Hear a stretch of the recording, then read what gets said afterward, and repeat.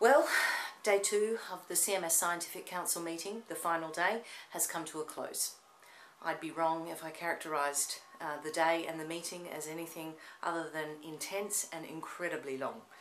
As the CMS body itself becomes more successful, more parties, more issues come to the Scientific Council, and the requirement for the discussion and the input into a whole range of new and very important issues becomes ever more pressing on the 2-day time period that we have available to us.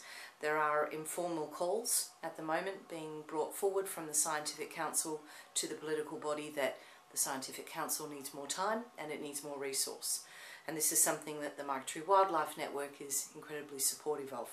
However, despite the intensity and despite the cram, we did do some very important work.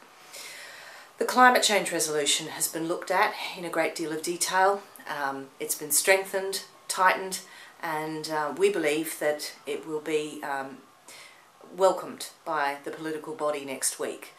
The Scientific Council is also proposing that it has an increased role in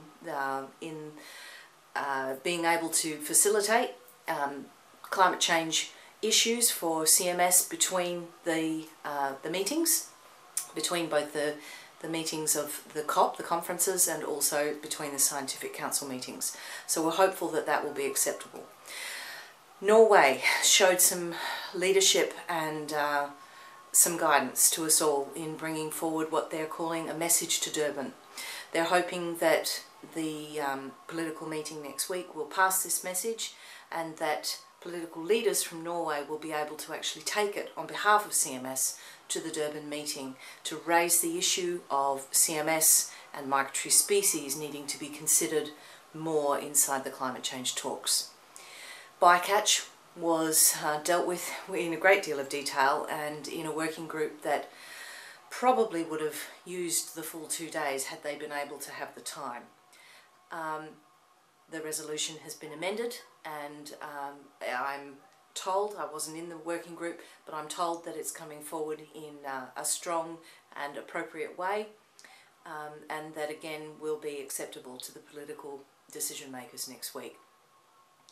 For critical habitats, we've successfully inserted marine species and marine species needs into the resolution now, and there's also explicit mention of high seas, which is a success for us.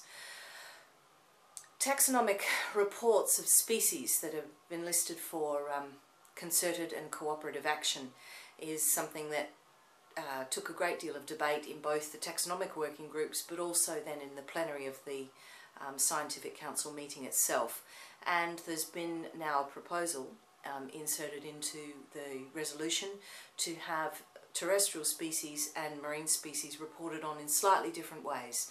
So where terrestrial species will have councillors appointed by species to report, the marine species appointed councillors are requesting that they're able to report by ocean basins and groups of species, which is probably more workable and probably more achievable for the few people that are involved. So that gives you a bit of a flavour of what's happened. It's, as you can see, quite detailed work that takes place in the Scientific Council. But the Scientific Council is a body of incredible importance to the convention. It's what gives vigour and rigour to what gets discussed in the political context. So we've been very gratified to be able to be part of it. We've been gratified to be able to input to it. We've been gratified that our views and our input has been received warmly. So that's my wrap up of the Scientific Council meeting. In the coming days we will have increasing blogs coming forward for you on each of the species groups as the political meeting, the conference of the parties, begins on Monday morning.